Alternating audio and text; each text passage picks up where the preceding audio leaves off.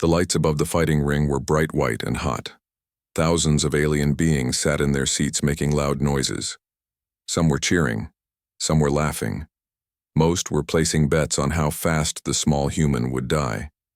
Minji Kim stood at the edge of the arena floor and looked up at the crowd. She had seen many things during her years as a soldier on Earth, but nothing like this. The aliens came in all shapes and sizes. Some had thick gray skin like rocks.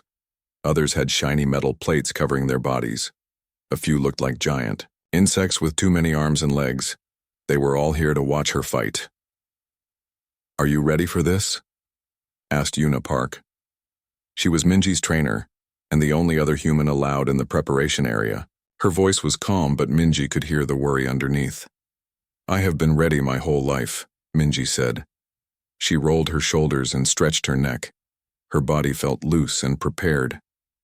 "These aliens think they know what humans can do. They are wrong." Yuna nodded. "Remember what we practiced. Speed over strength, brain over muscle. Use everything they do not expect." On the other side of the arena, a huge door opened with a loud grinding sound. The crowd got even louder as Thorkan walked out. He was 3 meters tall and his skin looked like it was made of actual stone. Each of his steps made the ground shake a little. His arms were as thick as tree trunks and his hands could probably crush a car. The alien announcer's voice boomed across the arena. His name was Jaehyun Lee, and he was the only human allowed to work as a commentator. The aliens had thought it would be funny to have a human announce the death of another human. "Ladies and gentlemen and beings of all species," Jaehyun said into his microphone, "welcome to the Galactic Combat Championships. Today we have a very special match. In the red corner we have Thorkan of the Gorvani people. He has won 47 fights and never lost once. He weighs 800 kilograms and his skin is harder than most metals." The crowd cheered loudly for their champion. And in the blue corner, Jaehyun continued, "We have Minji Kim of the human species. She weighs 68 kilograms. She has no natural armor, no claws, no poison, no special abilities of any kind." The crowd laughed. Someone shouted, "How long will she last?" and others started making jokes about how weak humans were. In the expensive seats above the arena, Vextar watched everything happen. He was the arena manager and had been running these fights for over 20 years. He had thick green scales and yellow eyes that could see very well in the dark. Right now, those eyes were focused on the small human woman. "I still do not understand why we allowed them to enter," he said to Quinlos, who sat next to him. Quinlos looked like a giant ant with 4 arms and had been handling the betting for today's fight. "The human lawyers were very annoying," Quinlos replied. "They kept saying we were being unfair. They said their species had the right to try. So we let them try. Now everyone can see how weak they really are." "How much money is being bet on this fight?" Vextar asked. "Almost everyone is betting on Thorkan to win in under 30 seconds, Quinlos said. His 4 hands were moving fast as he counted numbers on his computer. "A few crazy people are betting the human will last 1 minute. Only 12 beings in the whole station think she might actually win." 12. Vextar was surprised. "Who would be that stupid?" "Other humans mostly," Quinlos replied. "They bet all their money on their own kind. Very loyal but very foolish." Down in the arena, Minji walked to the center of the fighting ring. The floor was made of metal and had small holes in it for drainage. She had been told that sometimes the fights got very messy. She could smell old blood and fear in the air. Thorkan stomped toward her. Each step made a loud bang. He was so tall that Minji had to look up to see his face. His eyes were small and red and filled with anger. He had been fighting in this arena for 5 years and had never met an opponent who was not afraid of him. But when he looked down at the small human female, he saw something that confused him. She was not shaking with fear.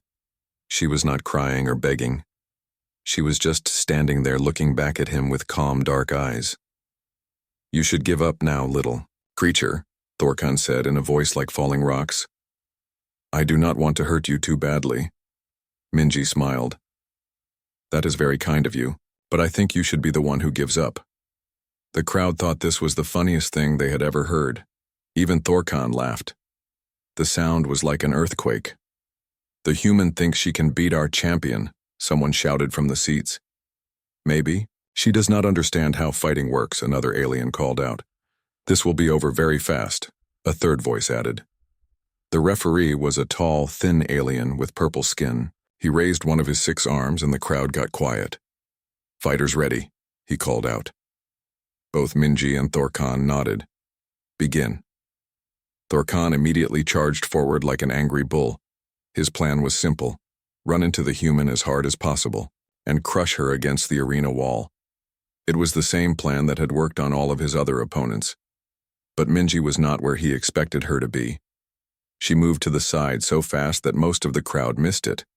Thorkan ran past her and slammed into the metal wall with a loud crash.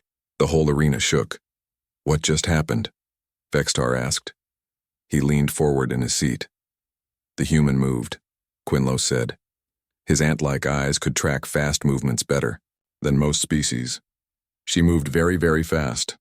All creatures can move fast when they are scared, Vextar replied. But she cannot run away forever. The arena is not that big. Thorkan turned around. He was surprised but not worried. Lots of his opponents tried to run from him at first. They always got tired, and then he would catch them. He charged again. This time Minji did not move to the side. Instead, she ran straight at him. The crowd gasped. She is running toward him, someone shouted. The human has gone crazy. But at the last second, Minji dropped down and slid between Thorkan's legs.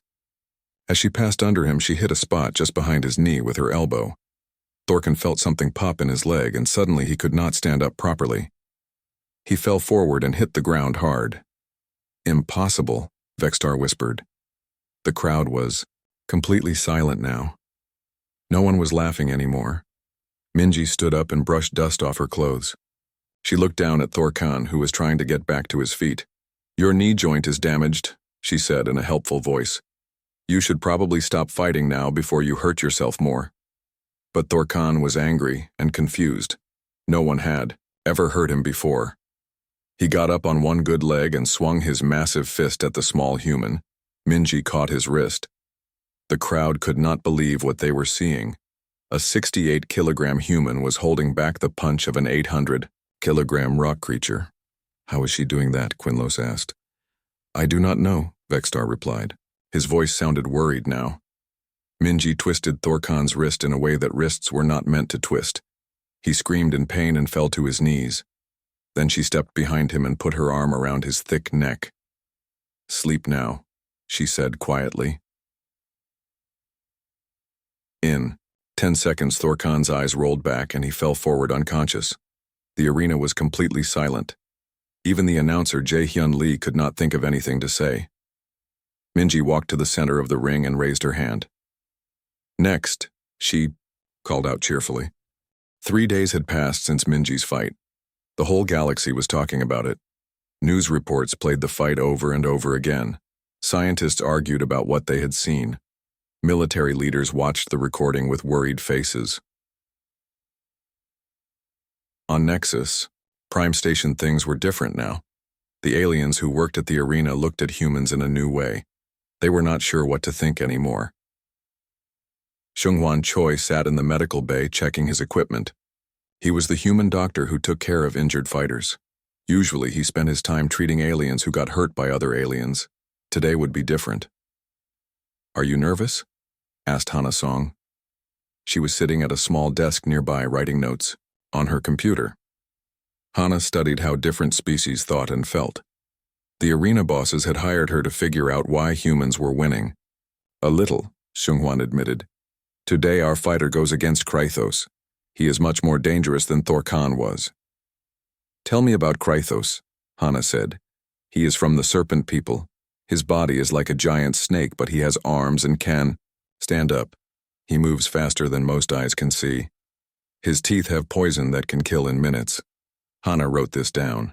And our fighter today is Do-hyun Nam. What do you know about him? He was a soldier like Minji, but he was also an engineer. He likes to build things and take them apart.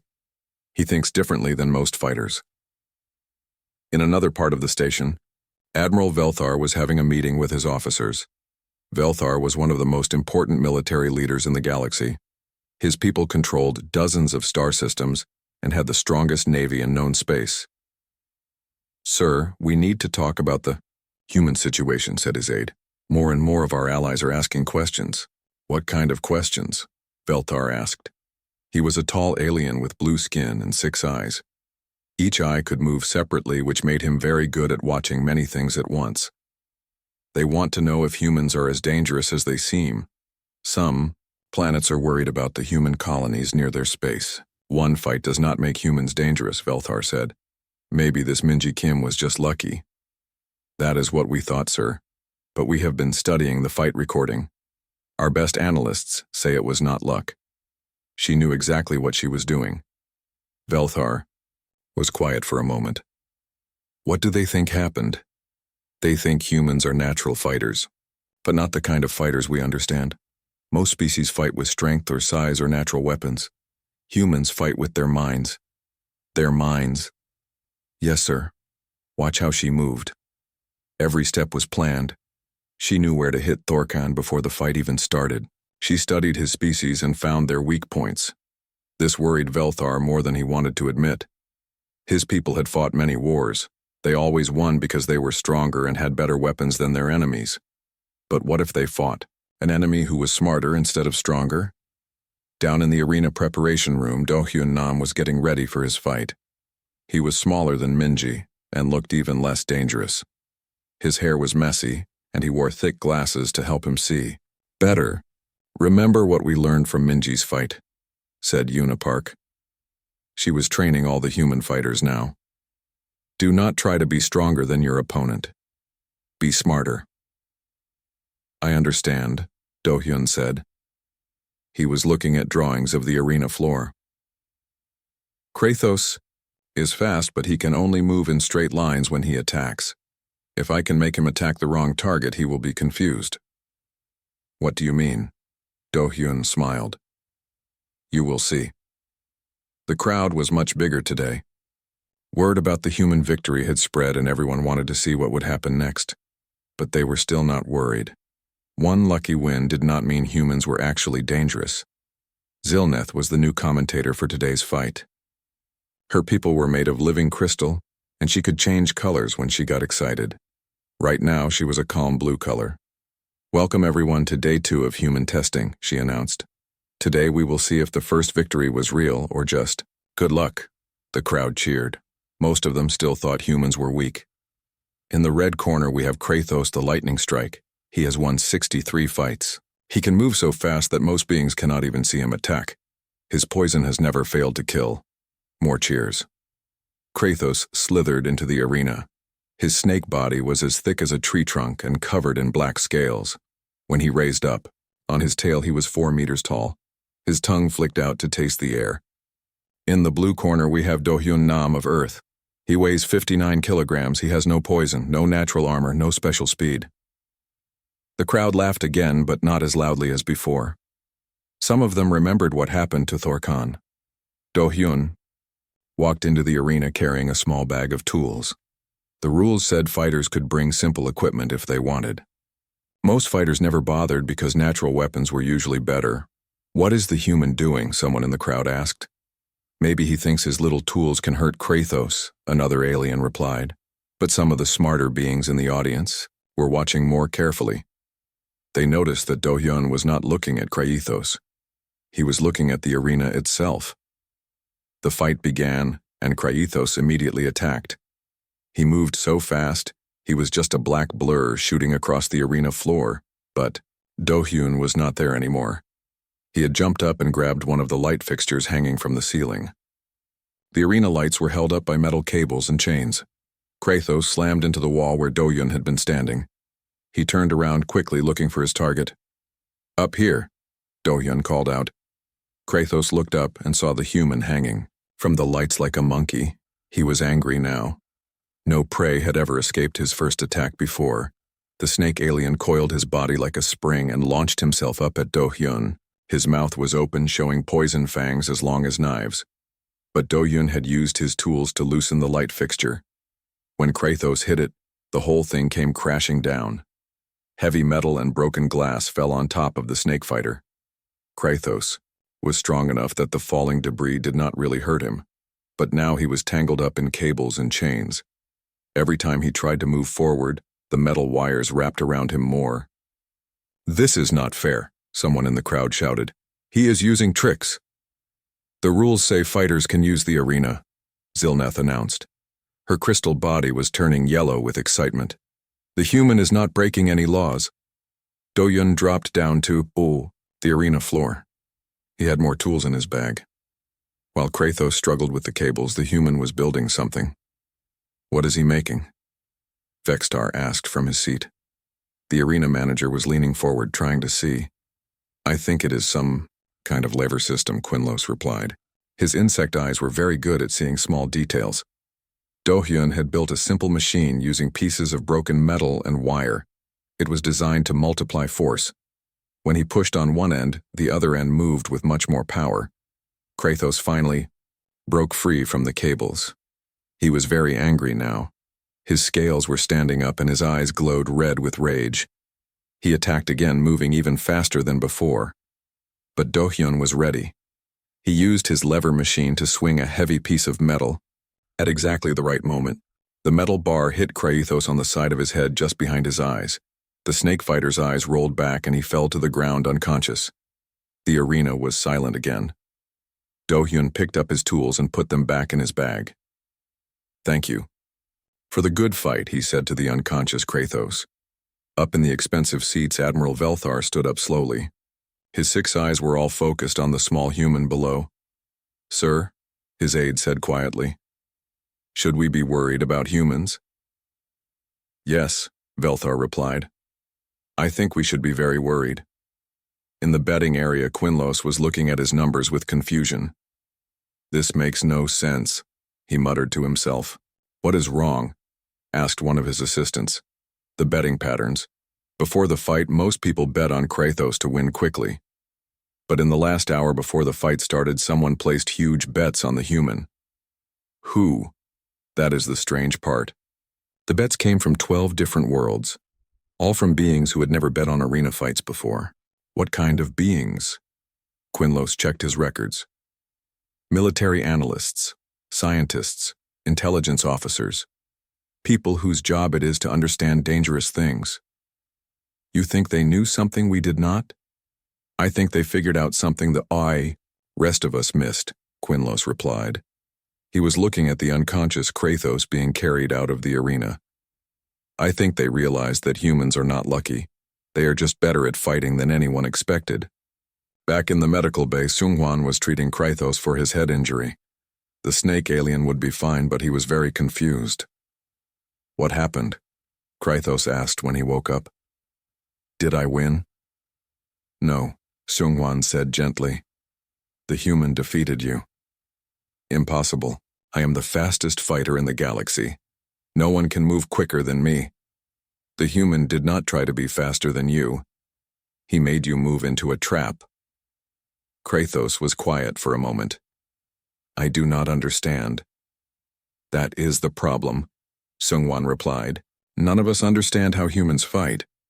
We keep expecting them to follow the same rules as everyone else, but they do not."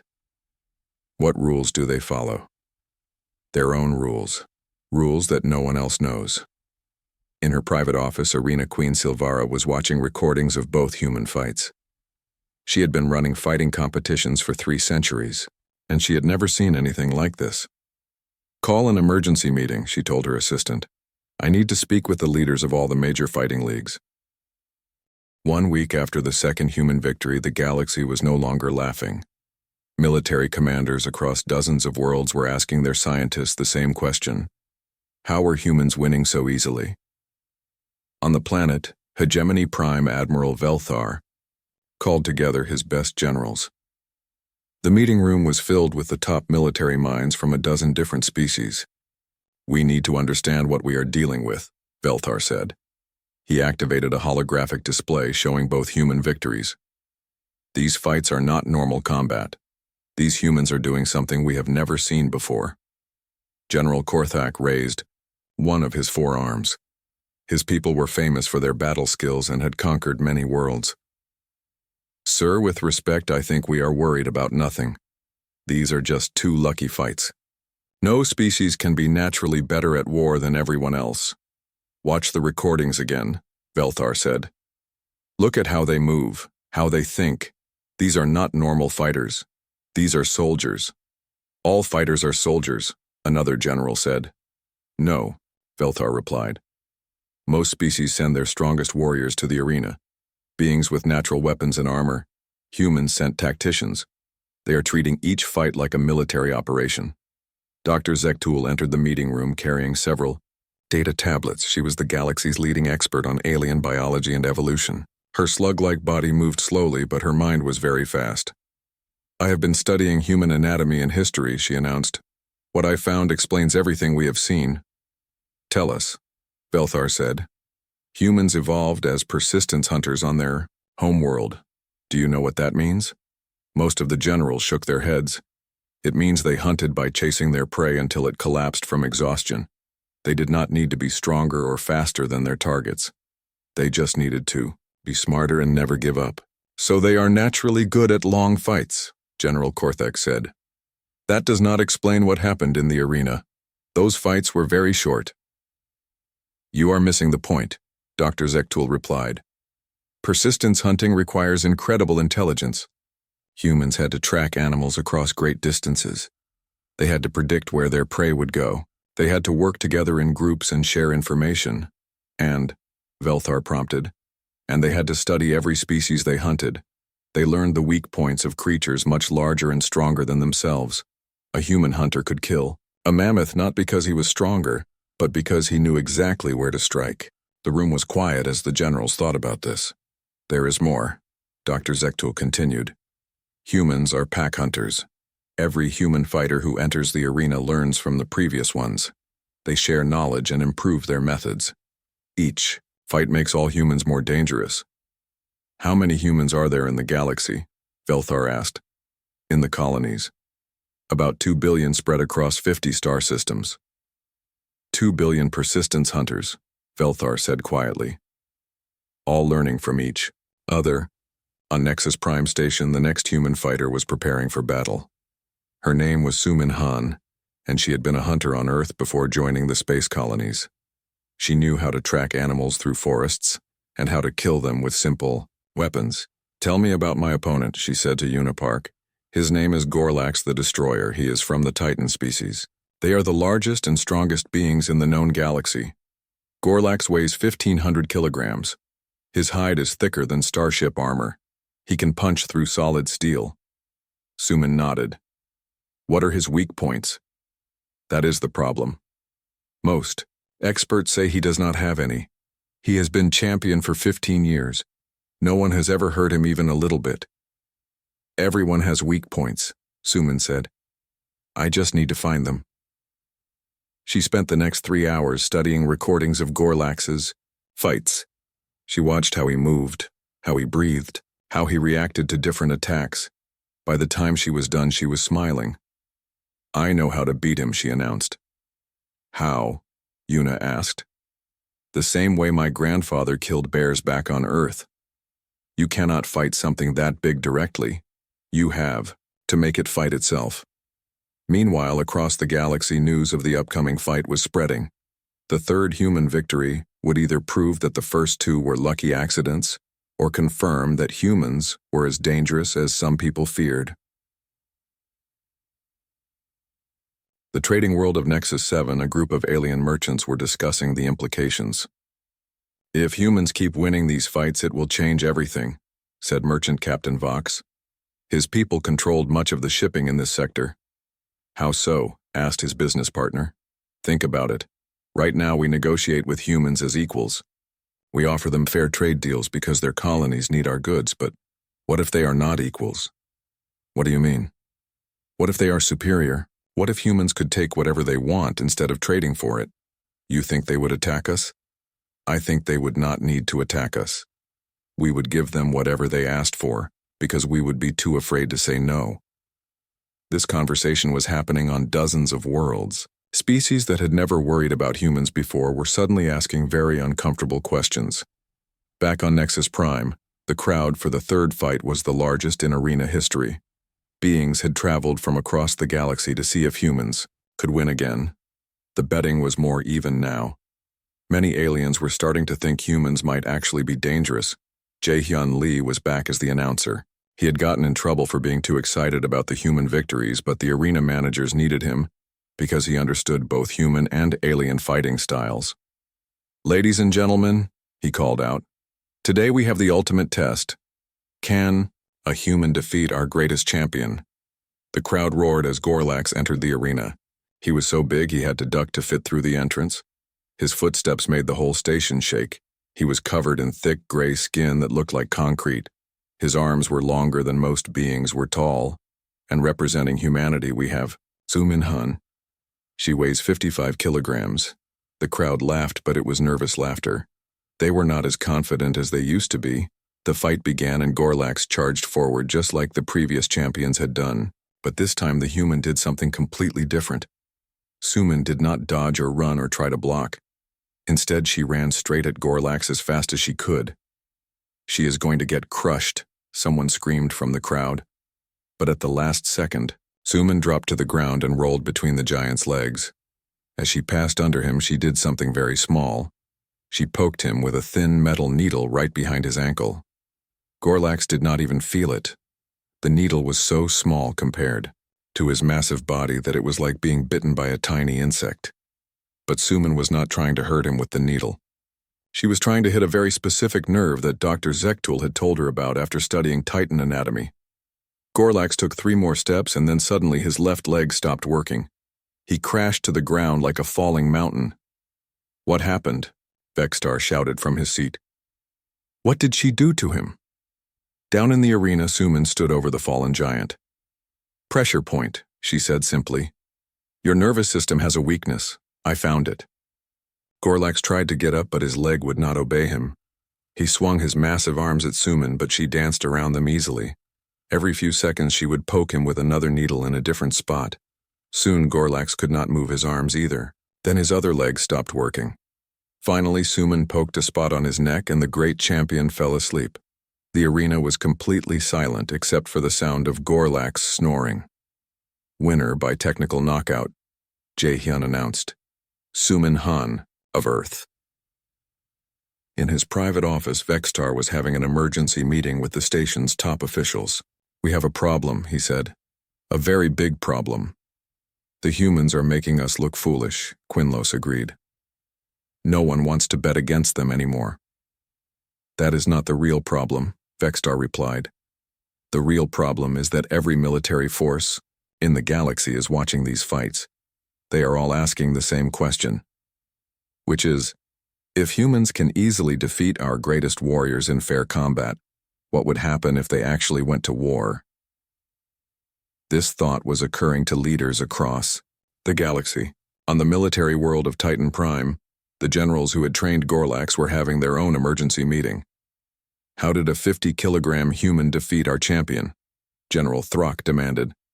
His people had never lost a fight to anyone before today. "She knew things about our anatomy that we do not know ourselves," replied Dr. Kex, their chief medical officer. "She hit nerve clusters that even our own doctors have trouble finding." "How is that possible?" "Someone taught her. Someone who had studied our species very carefully." "Who?" "The humans have scientists who specialize in alien biology. They have been watching our fights and mapping our weak points." "You mean they have been planning this?" "I mean they have been preparing. Every human fighter benefits from the research of human scientists. They share information in ways that other species do not."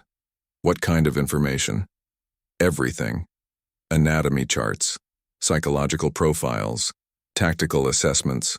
When a human enters the arena, they know more about their opponent than the opponent knows about themselves." General Throck was quiet for a long moment. "How many species have they studied?" "Probably all of them. Humans are very thorough. On Earth, news of the third victory was being celebrated in the streets. But in the government, building serious people were having serious conversations. The galactic response is stronger than we. Council Prime Yargith stood in the great assembly hall on the neutral world of Concordia. Around her sat representatives from every major species in the galaxy. The emergency session had been called after the third human victory. Yargith was old, even by the standards of her long-lived people. She had seen the rise and fall of dozens of civilizations. She had mediated wars between species that hated each other for thousands of years. But she had never seen anything like what was happening now. "We are here to discuss the human situation," she announced. Her voice carried clearly through the hall's translation systems. "In 3 days, humans have defeated our 3 greatest champions. We need to understand what this means for galactic security." Ambassador Thexler from the Gorvani homeworld stood up to speak. His people were still angry about Thorkan's defeat. "The humans are using unfair tactics. They study their opponents before fighting. This gives them an advantage that natural warriors do not have. Studying your enemy before battle is not cheating," replied Ambassador Veltar from the military hegemony. "It is called intelligence gathering. Every competent army does it." "But we are talking about individual combat," Thexler protested. "Single, warriors should fight with their natural abilities only." "Why?" asked Dr. Zektul. She had been invited to explain her research to the council. "Most species have natural weapons or armor or special abilities. Humans have intelligence. Should they not be allowed to use their natural advantage just because it makes other species uncomfortable?" "Intelligence is not a weapon," Thexler said. "Tell that to Thorkan," someone called out from the crowd. Several beings laughed. Yargith restored order. "Dr. Zektul, please share your findings with the assembly." The scientist activated a large holographic display. It showed the evolutionary tree of dozens of species, including humans. Every species in this room evolved to fill a specific role in their ecosystem. She began. The Gorvani evolved as living tanks to survive on high-gravity worlds with dangerous predators. The serpent people evolved speed and poison to hunt fast prey. The Titans evolved size and strength to compete with other giants. "What about humans?" someone asked. "Humans evolved as apex persistence predators. They are the only species we know of that evolved specifically to hunt other intelligent creatures." The hall erupted in shocked voices. Many beings had not known this fact. "Explain," Yargith demanded. On Earth, humans competed with other smart predators like wolves and big cats. To survive, they had to become better hunters than creatures that were naturally stronger and faster. They did this by developing superior intelligence and working together in groups. "So humans are naturally violent," Thexler said. "No more violent than any other predator, but they are much better at organized violence. Every human is born with the instincts of a military strategist." "That cannot be true," protested General Korthak via video link from his ship. "No species can be naturally better at war than everyone else." "Can they not?" Dr. Zektul asked. "Some species are naturally better at mathematics. Others are naturally better at art or music. Why is it impossible for one species to be naturally better at tactical thinking?" "Because it would make them too dangerous," Korthak replied without thinking. The hall became quiet as everyone realized what he had just said. "Exactly," Dr. Zektul continued. "And that is why humans were initially rejected from the arena. Not because they were too weak, but because someone suspected they might be too dangerous." Yargith looked at the arena officials. "Is this true?" Vextar stood up reluctantly. "The original application was rejected by our security department. They said humans showed signs of being a warrior species, but the legal department overruled them." "Why?" "Because humans seemed so physically weak. We thought the security analysis was wrong." "But it was not wrong, was it?" Yargith said. "No, it was completely correct." Meanwhile, on Earth, a reporter named Chaewon Yoon was interviewing retired General Patricia Hayes at a military academy. "General Hayes, you trained many of the humans now fighting in the galactic arena. What can you tell us about their abilities?" "Minji Kim, Do-hyun Nam, and Sumin Han were all excellent soldiers," the general replied. "But they were not our best warriors. They were not even close." "What do you mean?" "They were good at individual combat and small unit tactics, but they were never selected for our elite special forces units."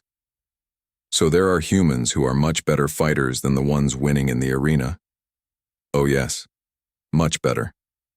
And that is not even counting our strategic planners, our intelligence analysts, our logistics experts, our psychological warfare specialists. Are you saying that the galaxy has only seen a tiny sample of human military capability?" I am saying that the three fighters in the arena represent about 1% of 1% of human warfighting ability. They are athletes playing a game. Our actual military forces are in a completely different category. The reporter was quiet for a moment. General, what would happen if humanity went to war with the galactic powers? That would depend on who started the war. General Hayes replied, carefully, but I will say this. Any species that attacked humanity would regret it very quickly. Back on Nexus Prime Station, Hiram Coe was preparing for the fourth human fight. She had been a fighter pilot in the Earth Defense Force before becoming a colonial settler. She was used to thinking in 3 dimensions and moving very fast. Her opponent was called the Stormwing. He was from a species that could actually fly without machines. His wings were 4 meters across and he could move through the air faster than most ground vehicles. This will be different from the other fights, Yuna warned her. You will not be able to use the arena structure as much. He can attack from above. I know, Hiram said. But pilots are used to fighting in 3 dimensions, and I have an idea. What kind of idea? The kind that will make sure he lands very hard. The fourth fight drew an even bigger crowd. Military observers from every major power were present. The betting had shifted completely. Now most people were betting on the human to win.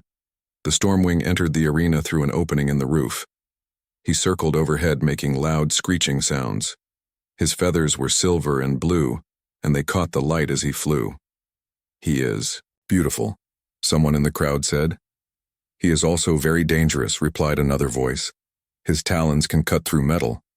Hiram entered on foot. She carried a small pack and wore what looked like a simple jumpsuit. She did not look up at her flying opponent. Instead, she was examining the arena floor very carefully. The fight began, and the Stormwing immediately dove down at the human. His talons were extended and his wings made a whistling sound as he fell, but Hiram was not there when he arrived.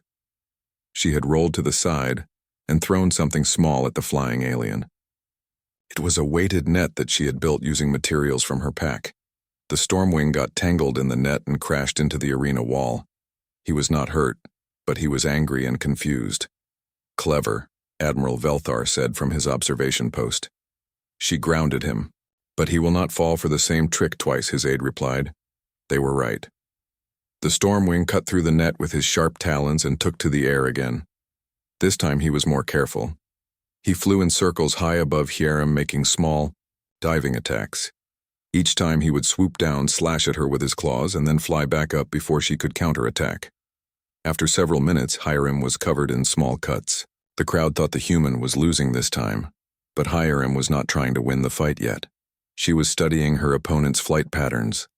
Every pilot knew that even the most random-seeming movements followed certain rules.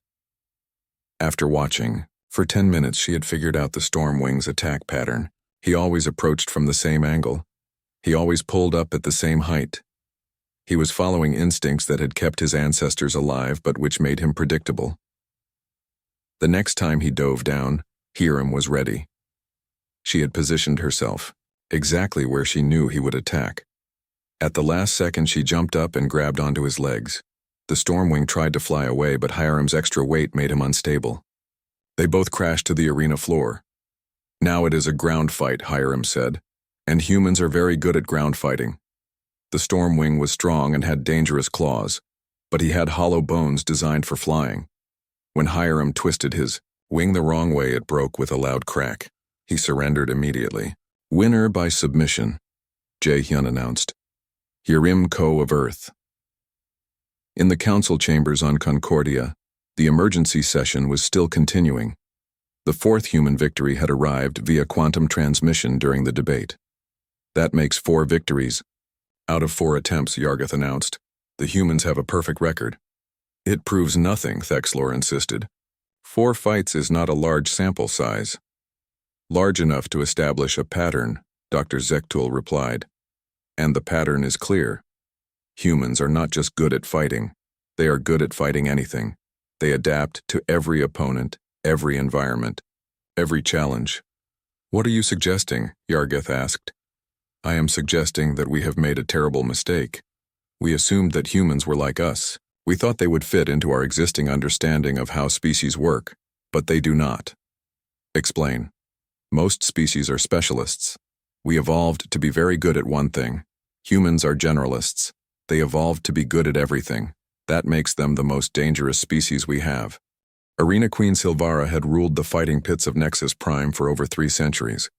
She had seen champions rise and fall. She had watched entire species prove their worth or reveal their weakness in the ring. She was older than most civilizations, and her word was law in the fighting world. But today she was worried. "Show me the recordings again," she commanded. Her personal assistant activated the holographic display in her private chambers. Silvara watched all 4 human victories in sequence. She had seen these fights dozens of times, but she kept hoping she would notice something new. Some weakness she had missed. Some way to understand what was happening. There was none. "The humans are different," she said finally. "In all my years, I have never seen anything like this." "Different how, my queen?" asked her assistant. "Every species that enters my arena fights the same way their ancestors fought on their homeworld. The Gorvani charge forward like living rocks because that is how they survived on high-gravity planets.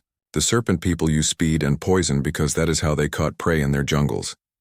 And the humans. The humans fight like they have no homeworld at all, like they adapted to every environment instead of just one. Each fighter uses completely different tactics." Silvara stood up and walked to the window that looked down at the arena floor.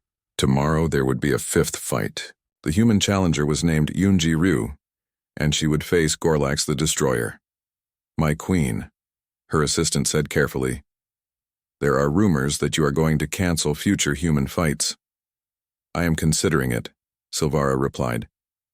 "These victories are making people ask uncomfortable questions." "What kind of questions?" "Questions about whether the arena really shows which species are the strongest. Questions about whether our champions are as mighty as we thought. Questions about whether humans might be too dangerous to allow in civilized space. But canceling the fights would look like we are afraid of humans."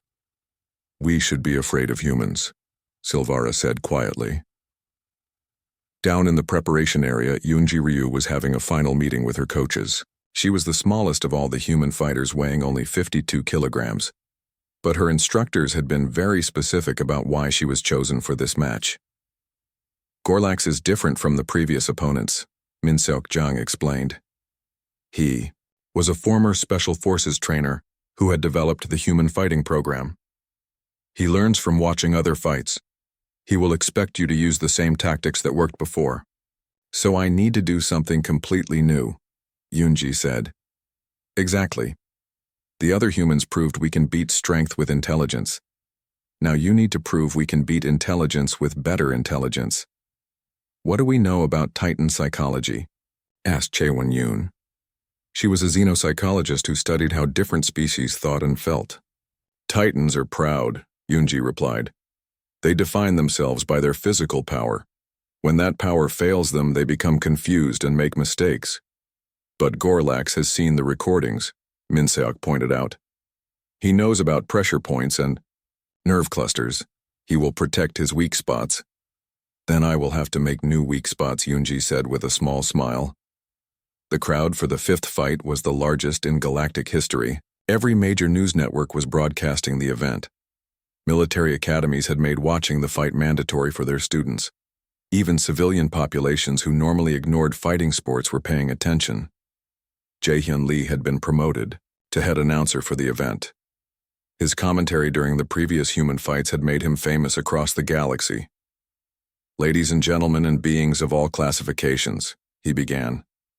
"Today we witness what may be the most important fight in arena history. Can humanity maintain their perfect record against our most experienced champion?" The crowd roared as Gorlax entered the arena. But this time something was different. The great Titan was wearing armor over his vital spots. Metal plates covered his neck, his ankles, and other pressure points that the previous human fighters had targeted. "Gorlax has learned from studying human tactics," Jae-hyun announced. "He is prepared for their unconventional methods." Many aliens in the crowd cheered. Finally, their champion had found a way to beat the humans. But when Yunji entered the arena, she was smiling. She looks happy, someone in the crowd observed. Why would she be happy? Maybe she knows something we do not, another voice replied. The fight began, and Gorlax did not charge forward like the previous champions had done. Instead, he moved carefully, keeping his armored spots protected. He had studied the human victories, and he would not make the same mistakes. Yunji walked in a circle around the giant titan. She was examining his new armor with great interest. "Impressive," she called out.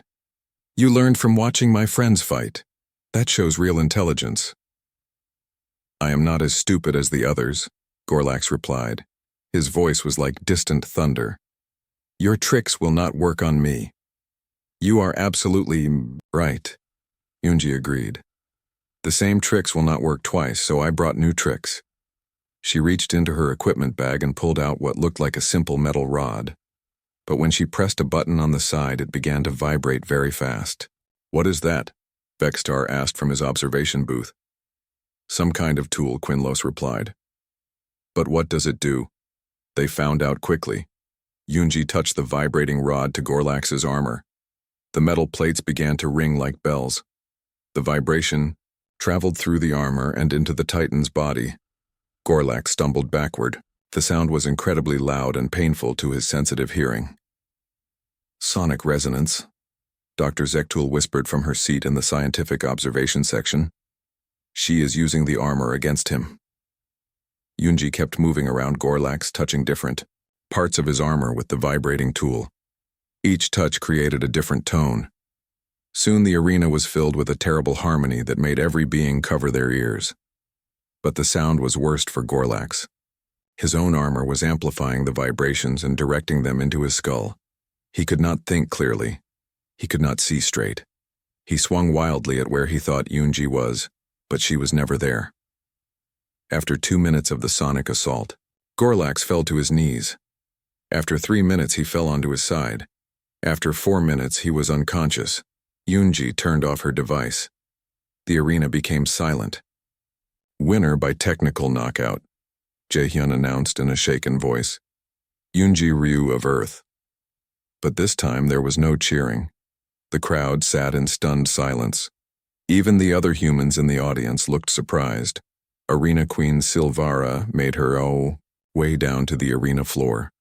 She had not entered the fighting pit in over a century, but she felt this moment required her personal attention.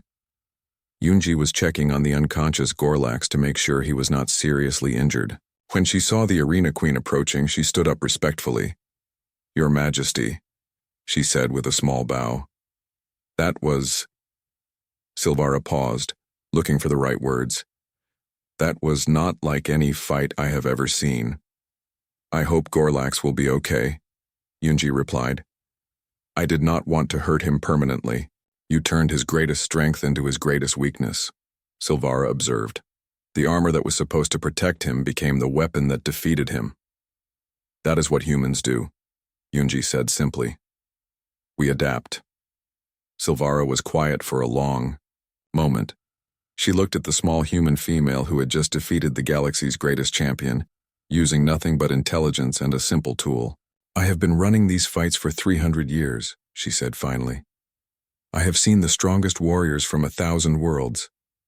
I thought I understood what made a fighter dangerous. And now I realize that all our champions have been fighting each other the same way for centuries, like animals following instincts, but you—" She paused again. "You fight like you are thinking several moves ahead." "We have to," Yunji replied. "Humans are not the strongest or fastest or toughest species. If we fought like everyone else, we would lose every time, so we learn to fight smarter." Silvara nodded slowly. She looked around the silent arena at the thousands of aliens who had come to see their champion destroy another weak human. Instead, they had witnessed something that would change everything. "The previous champion fell so quickly," she said finally. Her voice was barely above a whisper, but it carried clearly in the silent arena. "Could you perhaps ask if the next challenger could try not to be quite so fragile?" Yunji looked confused. "Your Majesty, I think you misunderstood something. We are not trying to make your champions look weak. We are just trying to win." "That Is exactly the problem, Silvara said. You are too good at it. The arena queen's words echoed through the silent stadium.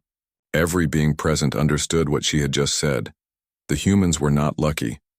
They were not cheating. They were not using advanced technology or breaking any rules. They were just better at fighting than anyone else in the galaxy. And if they were this much better at individual combat, what did that say about their potential as a military force?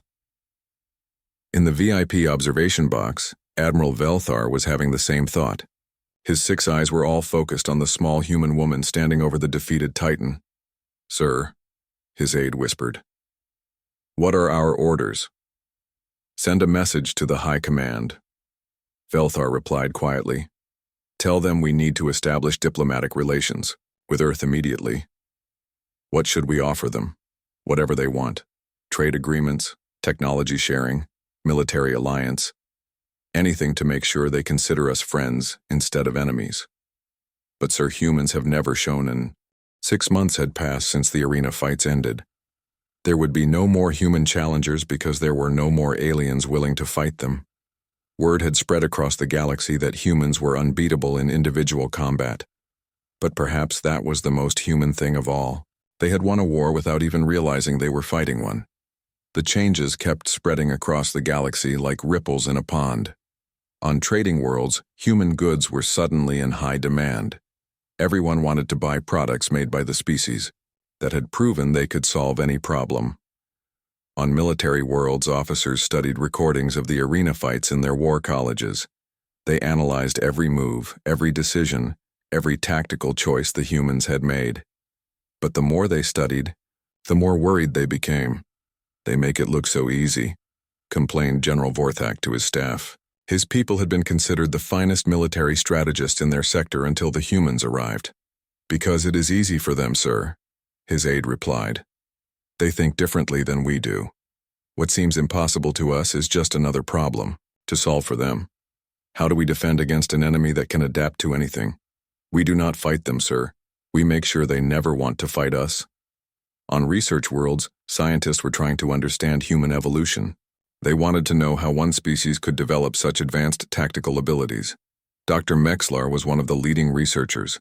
She had spent months studying human biology and psychology. The key is in their brain structure, she explained to her colleagues. Humans process multiple types of information simultaneously.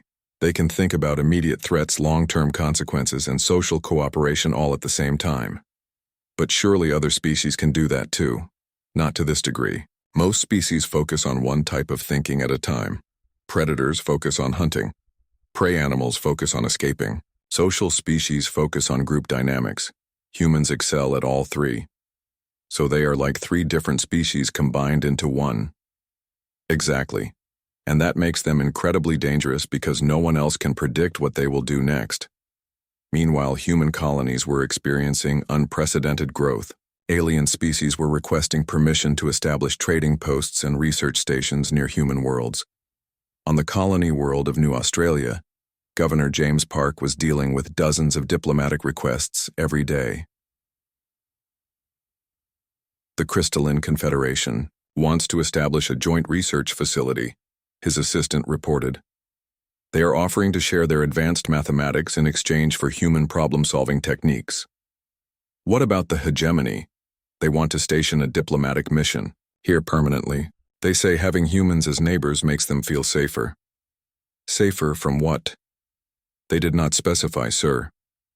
But I think they mean safer from everyone else. Governor Park understood. Human colonies were becoming neutral zones where different species could meet without worrying about being attacked. No one wanted to risk offending humanity by starting a fight near human territory. Back on Earth, the government was struggling to keep up with all the changes. President Martinez was meeting with his cabinet to discuss the situation. We are receiving more diplomatic requests than we can process, reported the foreign minister. 57 species have requested formal trade agreements. 34 want military cooperation treaties. 12 are asking for permission to establish permanent embassies on Earth. What do they all want? Security, sir. They want to know that humanity will not consider them a threat. And what do we want? Peace, sir. just like we always have. Then we give them what they want. We sign treaties with everyone who approaches us peacefully. We establish trade relationships with anyone who offers fair terms. We cooperate with species that share our values. And if someone does not approach us peacefully, then we remind them what happened in the arena, the defense secretary said quietly. The message was clear. Humanity was willing to be friends with everyone, but they were also capable of being very dangerous enemies. Most species chose friendship. The few that did not soon found themselves isolated as their neighbors, rushed to ally with humanity instead of supporting potential conflicts. On distant worlds, children were learning new lessons in their schools. Today, we will study the importance of intelligence over strength, announced teacher Zilthak to her class of young Gorvani students. But teacher, one student protested, our people are the strongest in the galaxy. Why should we care about intelligence? Because strength without intelligence is just violence, teacher Zilthak replied. And violence without purpose is just destruction. The humans taught us that the smartest warrior is the one who wins without fighting. How do you win without fighting? By making sure no one wants to fight you in the first place. The lesson was being taught on hundreds of worlds in dozens of languages. The age of settling disputes through combat was ending. The age of settling disputes through negotiation had begun, because everyone now understood that if negotiations failed, humans would be called in to mediate. And human mediation always resulted in peaceful solutions, mostly because no one wanted to find out what happened if they rejected human mediation. 5 years after the arena fights ended, a new tradition began. Every year on the anniversary of Minji Kim's first victory, the galaxy celebrated Peace Day. It was a day when all species remembered that intelligence was more powerful than strength, that cooperation was more effective than competition, that understanding was more valuable than conquest. Arena Queen Silvara had proposed the holiday during a speech to the Galactic Council. Let us remember, she said, that 5 small humans changed the entire galaxy not through violence but through competence. They showed us that the greatest strength is knowing when not to use your strength. They proved that the most dangerous warrior is one who prefers peace to war. And they taught us that sometimes the best way to show how strong you are is to show how gentle you choose to be. The speech was broadcast across thousands of worlds. Children who had been born after the arena fights learned about the humans who had won a war by winning games. On Earth, the 5 fighters were honored as heroes, but they remained humble about their achievements. We just wanted to compete, Minji Kim said during an interview on the 5th anniversary. We had no idea it would change anything. Do you think you changed the galaxy for the better? The reporter asked. I think the galaxy changed itself, she replied. We just gave them a reason to think about things differently. Would you do it again if you had the choice? Of course. Competition makes everyone better, and making friends is always better than making enemies. The reporter smiled. Even when those friends are afraid of you, especially then, Minji said. Fear based on respect is much better than fear based on hatred. One builds peace, the other builds war. As the years passed, the galaxy settled into its new order. Humans became the mediators and peacekeepers that everyone trusted, not because they were neutral, but because they were too dangerous to ignore and too reasonable to hate. Trade flourished between species that had been enemies for centuries.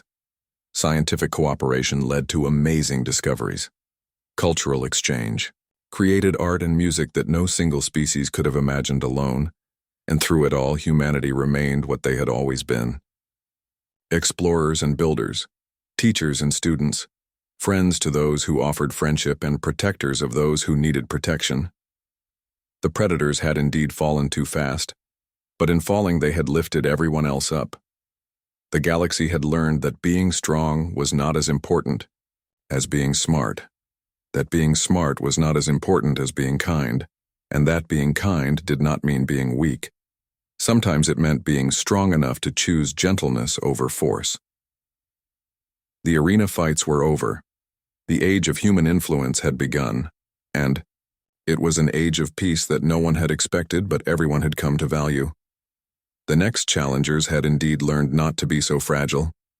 They had learned not to challenge humans at all, which turned out to be the wisest decision any of them had ever made. The real changes were happening far from the fighting pits. Taehyun-oh sat in the diplomatic quarters of the Galactic Council building on Concordia. As Earth's chief ambassador to the galactic community, he had been very busy lately. Every major species wanted to meet with human representatives. The hegemony is requesting a military cooperation treaty, his assistant Soo-young Kim informed him. They want human advisors to help train their forces. What about the Gorvani? They are offering exclusive mining rights to 3-star systems in exchange for human protection from their enemies. Taehyun shook his head.